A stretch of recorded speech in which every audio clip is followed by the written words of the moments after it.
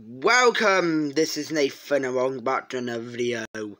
Today we are taking a look at the alternative future of the world, part 7.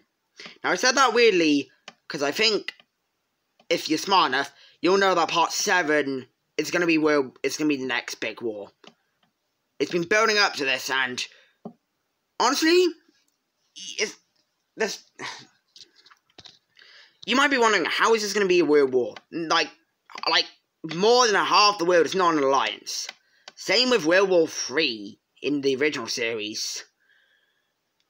But we're going to immediately start. So in the last video, we saw the Soviet Union invade Finland and kind of failing, but they got land. I don't really, okay, a lot of India decided to join alliances. I think Japan, no, I don't think Japan, okay. Anyway, all of the Indian countries, except for I think Pakistan, joined an alliance. We had a lot of unifications with Tibet, which is now the Himalayan Republic.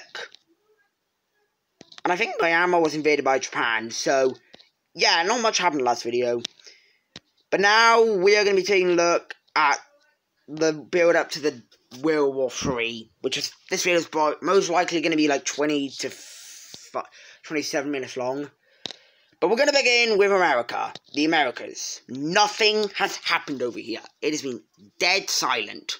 For the entire series so far, it's been dead silent. Nothing's happened. Really, the only thing that's happened is Canada and Nicaragua joining alliances. That's it. Nicaragua joined the Axis because their government chose to. But now we're going to see the third strongest country in the world make a... Oh god, not Canada leaving. We are going to have the number 2 country make an interesting choice. Well, not really interesting. They make a choice. The USA joins the Allies. Now, we've got to remember, this is not NATO. This is the Allies. Because NATO never was formed. Because of Germany being, you know, winning World War II, they never changed into the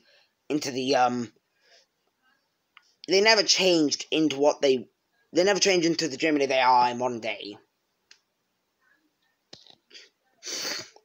Now this is going to raise tensions between the Axis, the Pacific League, and the Allies, a lot.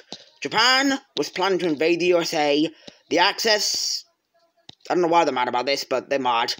Because this is probably going to make the Allies the second strongest alliance. The Pacific League is definitely stronger.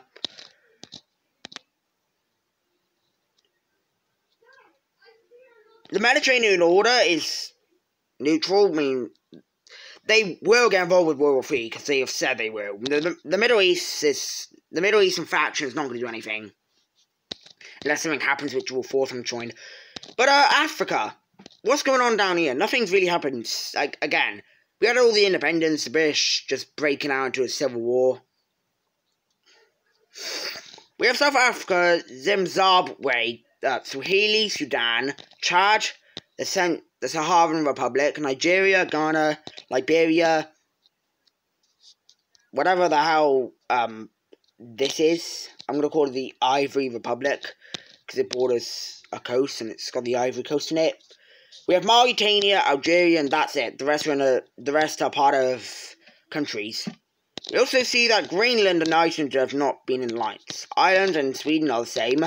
Sweden will not probably want to join because, well, I mean, they will join the Allies no matter what, but if a war broke out between the Axis, yeah, they'll probably get squished.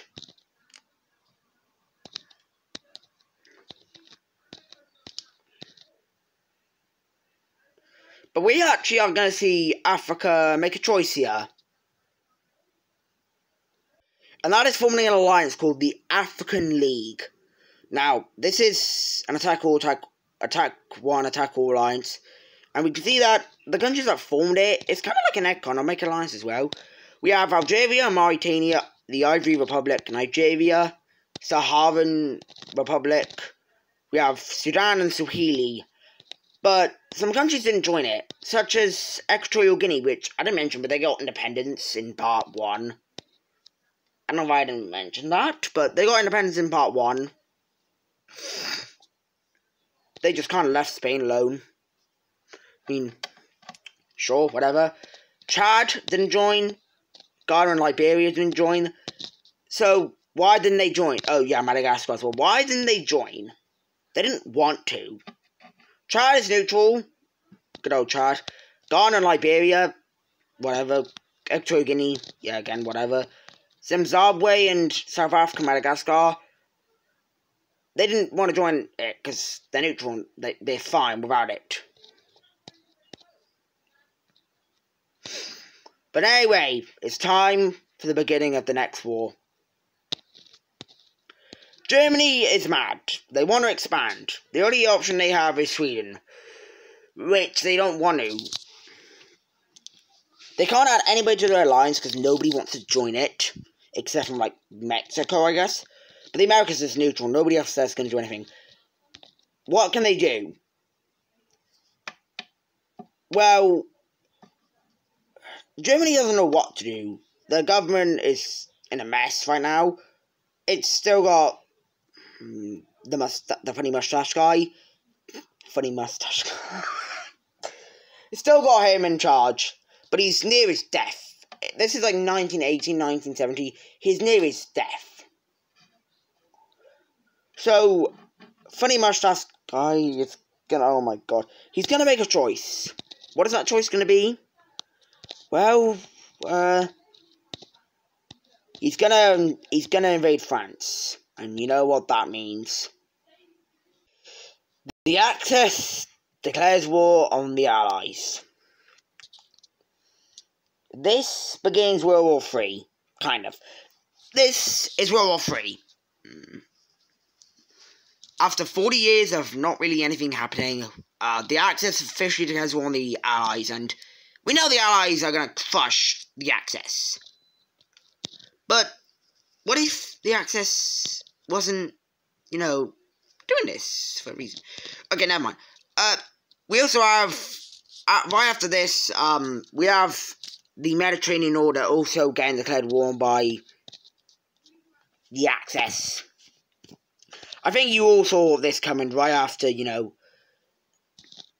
right after the Allies got declared war on. It was obvious. Germany was not happy with what Italy did.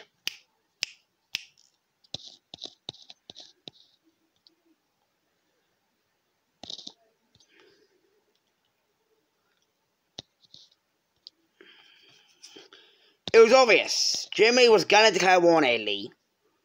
Oh my god, what is happening? What is happening?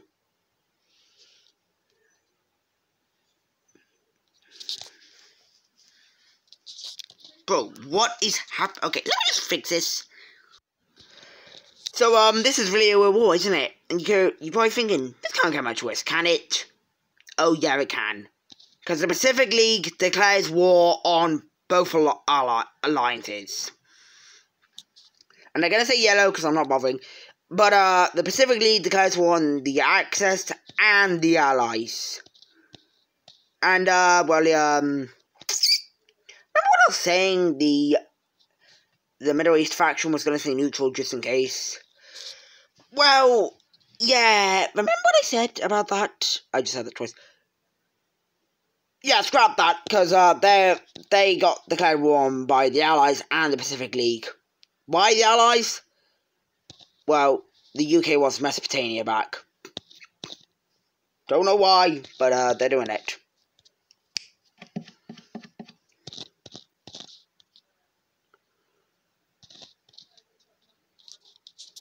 More so the Pacific League, but with this, this is World War II. The only alliance that's not at war right now is the African League, but they just became neutral, so it doesn't really, you know, make sense. So I'm just gonna quickly grab a thumbnail.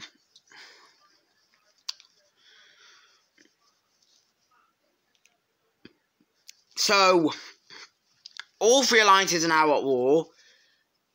How is this gonna go? Well, it seems like this is a three-way war, and not every country in the world is involved. How is it going to play out?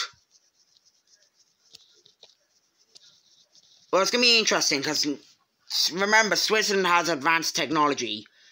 So, France, being the one who got declared war on, is going to be attacked first. German troops are going to immediately go out and try to capture Paris within the first few weeks of this war, days. With that being successful, Spain is also going to be sending their troops out, but they're not going to do much. And they begin their invasion of Portugal, who is just joined the Allies. Seems like Portugal's weak. They're going to die.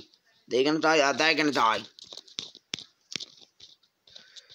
France is now in a sticky situation, but don't worry, because good old Italy and Switzerland will save them.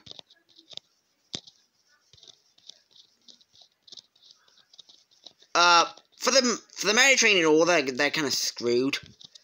Germany could not beat Italy, but yeah, that's gonna come back to bite them.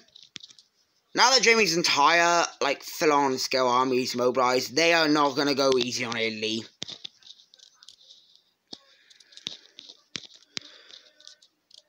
Italy and Greece is gonna put up a defense which is actually gonna work. And once they exit out into Bulgaria, Bulgaria puts up a defense which works. But issue, Turkey. And it looks like the Mediterranean order is about to get absolutely slapped. But what about the Pacific League? Well, I'd gladly ask. Soviet Union immediately is going to begin their invasion of Germany. Second time in this series. Germany is actually kind of terrified about this. They are one of the strongest countries in the world, but Soviet Union is the second strongest country. Romania is going to start getting invaded, and Romania can't fight another war. Sorry, Romania, but this is a war you can't fight. So Romania already being hurt enough from the last war between Germany and the Soviet Union. They get wiped out almost immediately. Germany is trying to build up a defense against Soviets, which is actually going to work somehow.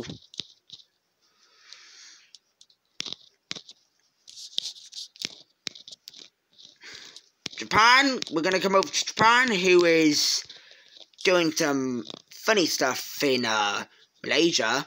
They completely wipe out this lower peninsula area, and eventually the Japanese Navy, which is absolutely just bonkers, it's going to land on the Borneo part of Malaysia and wipe British Malaysia out of the war pretty quick.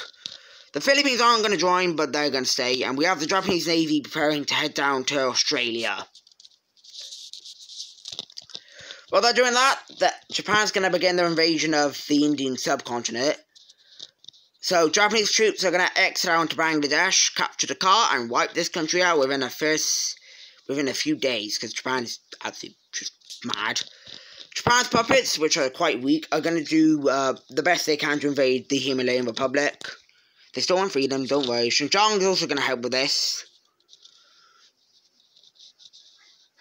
And I think we know which alliance is going to win. It's going to be the Pacific League, but I mean, you don't know that.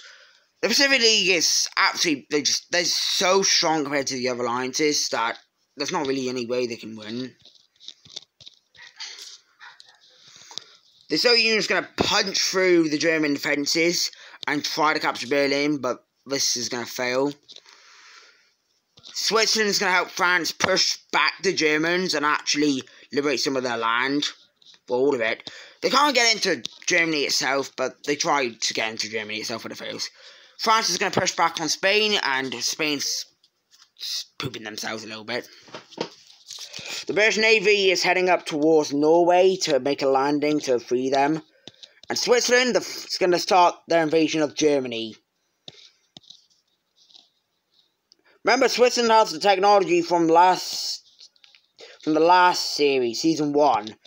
So Germany's going to be screwed here. Germany doesn't... I think I said Germany has this technology. But, yeah, Germany's in a bad place right now. But, Germany's not going to fall that quick. They make a quick adjustment, and they invade a part of Italy, and do a sneak attack on the Swiss, but Switzerland's going to hold off. Now, we have the collapse of Italy. Yeah, Italy's collapsing. Italy and Greece is going to declare independence from Italy. And this is going to lead to Bulgaria being completely screwed and getting banged by Turkey and Germany. And remember, this isn't a peace treaty. This is a new front line with the Pacific League. Germany is now going to try and finish off Italy. They zoomed down and cut off a big chunk of Italy, which has Rome in it. Switzerland says to France to send all their troops out of Italy and just hold a front line, which that goes really well. And Italy, being the leader of the Mediterranean Order, is going to collapse. Kind of ending the Mediterranean Order. Yeah, the Mediterranean Order is goodbye. Sardinia is going to be captured, and for Libya and Ethiopia, they're going to declare their independence. So Libya is going to declare their independence, and Ethiopia is going to declare their independence. So, yep, that's 2 new countries in Africa. Egypt is screwed. Egypt falls, and that's the Mediterranean Order wiped out this war. So, with the Mediterranean Order now wiped out the war, it's just the Pacific League and the Allies and the Axis. France is going to begin a quick invasion into Spain to try and take them out. They capture Catalonia and keep going through them. And now we have to remember about the DRC, which is kind of screwed. Portuguese Angola is going to do the best they can to invade the DRC. And remember, the DRC is getting treated like they did with Belgium, but like 10 times worse. So after we have the capture of Kinshasa, the DRC is going to immediately declare their independence.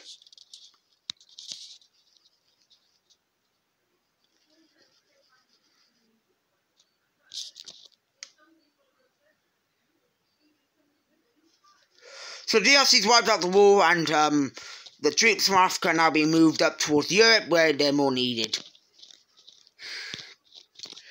British troops stationed over here are going to finally exit out to Saudi Arabia. Now, this is a worry for Saudi Arabia, because they were focusing a lot of their troops to help Turkey, and also occupy, the Mediterranean Order. So with British troops in...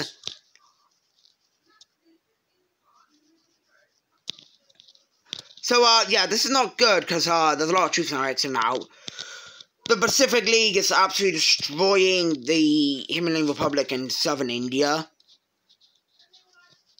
The puppets are flying through the Himalayan Republic, because this is not really a strong country. And now we have Japan sending 1 million troops into the Himalayan Republic.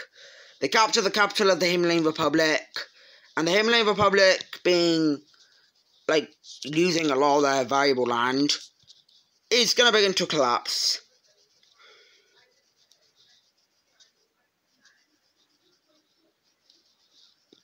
The Himalayan Republic is going to lose a lot of their land and is eventually going to surrender, leading to Sri Lanka and southern India poofing.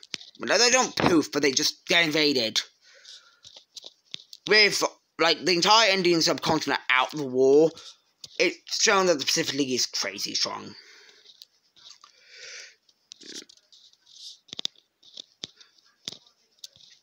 The Soviet Union is now finally going to do a move into the Mediterranean faction. Wait, what? The Middle Eastern faction, as they take back what was once their lands, Georgia, Azerbaijan, and Armenia. After capturing those lands, they just take a break and they got to focus on Germany. They're not going to go full on in.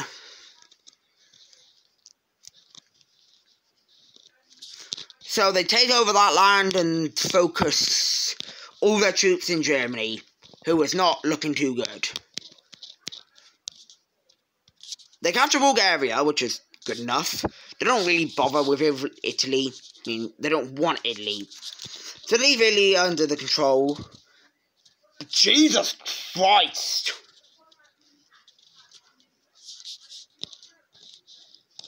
They began to push to Berlin, and the bells of Germany start ringing back to World War II. Although that never happened. But it kind of happens as the bells stop ringing as the Soviet troops and Allied troops begin to move into Germany at a rampaging speed. Switzerland, France, and the UK begin to pick up speed and invading Germany, and it looks like Germany's screwed. Or are they? See, Germany may have a secret plan up their sleeve.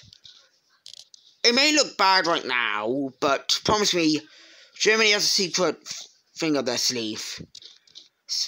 They pull out over 2.5 million troops, similar to what they do with the Soviet Union, slamming right into these troops. The Soviet Union, not so much, is going to get pushed back, but they get pushed back almost out of, Germany. They hold a front line, which looks something like that, pushing through all of, the Swiss and French. They put a massive stalemate on the border, stopping this.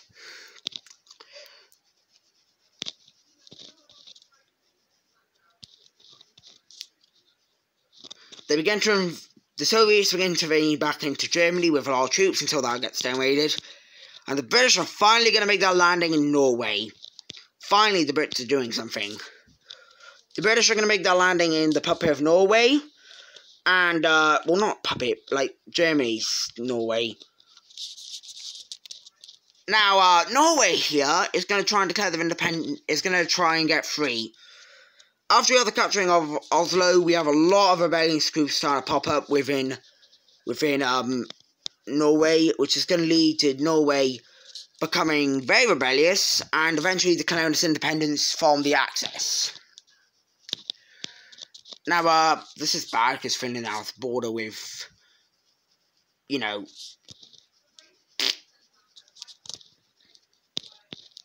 So Norway's out of the war, they surrendered up, released themselves. Finland is just putting up troops all on the border. The Soviet Union's trying to get in, but they're not able to. Same with the Allies now, but Finland is just trying not to die. Good thing you're not trying not to die. Back in Saudi Arabia, it just does not seem to be looking better. All the front lines are falling apart, as British troops are now flooding in, and eventually we have the capturing of a yard, and looks like the Mediterranean faction, Middle Eastern faction might be a bit screwed, because one of their strongest countries is falling right now. Saudi Arabia is eventually going to surrender to the Allies, leading to Mesopotamia being in the open. Now, we immediately have a front line being put up, and it's going to stalemate with the Allies for now. But what they're going to worry about is millions of Japanese troops singing the anthem, smashing through Pakistan. Zooming across, capturing Karachi without a single care in the world. Xinjiang and China, the puppet of China's troops smashing into Islamabad and all of Kashmir, absolutely obliterating Pakistan from this war in under a week. Pakistan has knocked out the war within a week.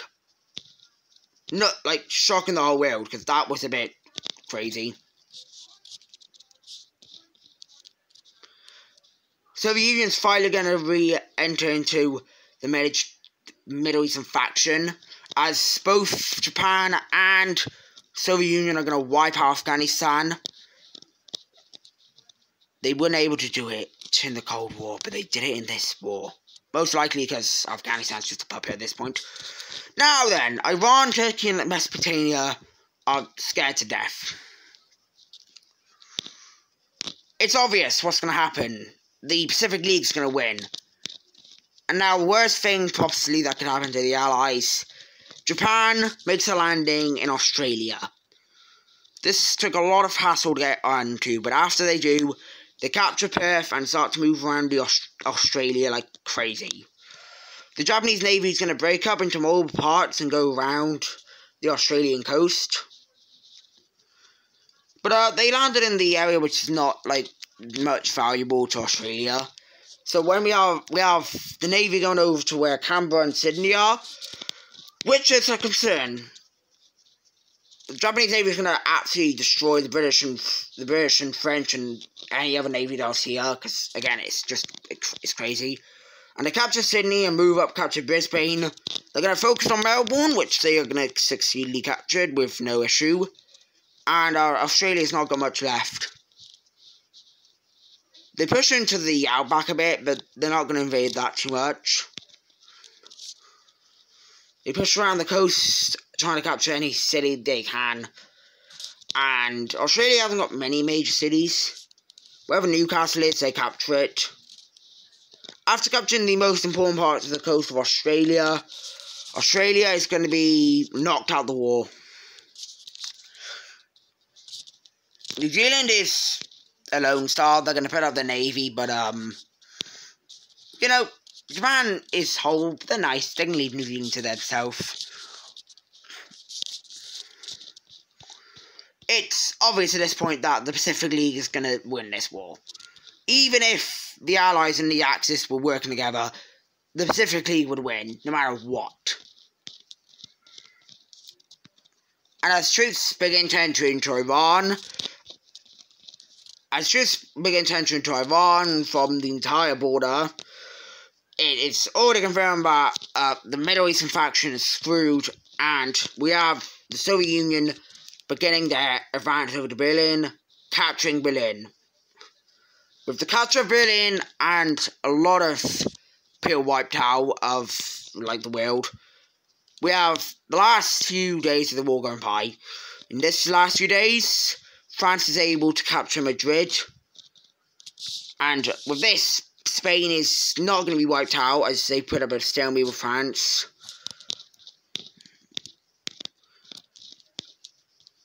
The Pacific League is able to wipe out all of Iran, but they are not successful to wipe out Mesopotamia or Turkey. Finland was never touched. Good on Finland. But anyway, we have all three sides agreeing to come to a peace treaty, which we'll take a look at right now. Well then, I wouldn't say the world's completely different, but it's definitely different. First off, let's just start in Europe. There might be some lines I've got to erase, but whatever. First off, let's begin with the most obvious.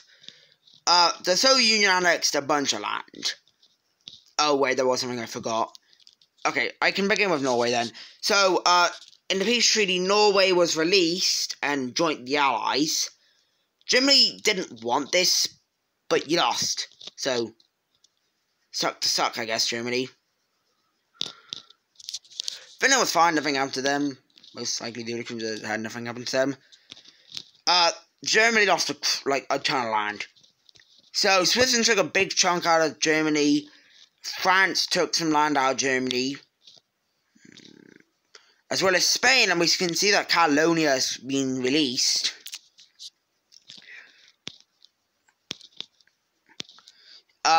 We can also see that Germany annexed basically the panhandle of Italy and puppeting the rest of Italy.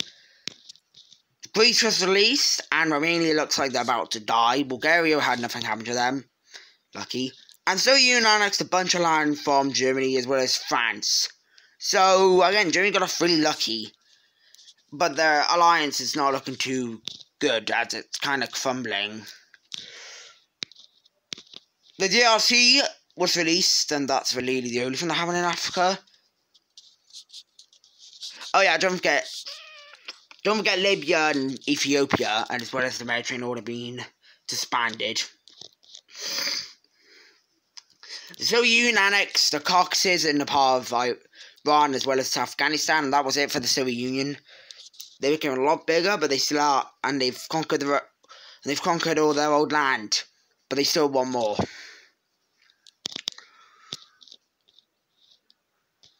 Japan didn't get much. Well, they did.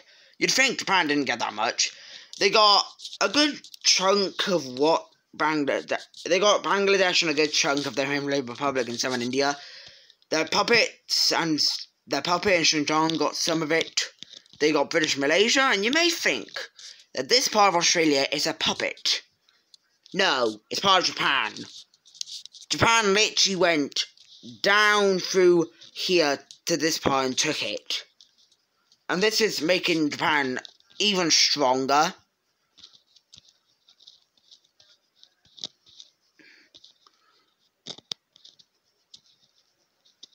And that's about it for the peace treaty. By the way, this one thing got united together and took some land from Saudi Arabia. That's about it. So, not really a big war if you think of it. It was similar to the World War III war in Season 1. But it definitely shook up the world, and we can see that the Axis is probably no longer the strongest alliance. In all reality, they might be one of the weakest. Definitely not that far in the top 3 strongest still. One of the alliances was completely disbanded, which I doubt anybody would have expected the Mediterranean order to go first.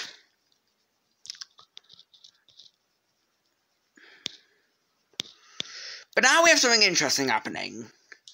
And this is going to shake up the series a lot. Somebody gets elected in Romania. And this guy is immediately recognised by Switzerland. And Switzerland is so confused how this person survived. And you guys might know who this is. In Season 1, Romania's president, who was the leader of the Order Security, ran away. But nobody knew where he went. But once the world was getting destroyed by nukes, he ran into Switzerland for the time machine. Once the time machine was activated, he stayed in Switzerland. And now that Romania is no longer part of the Mediterranean order, he is now back in Vol in the crumbled Romania. But Switzerland is now terrified as Romania is now got the Swiss technology because he took some of it. And is now... this guy is now back. We'll see what happens in the next coming episodes, but all Switzerland has said to Romania, well, I guess the alliances, is the worst is coming.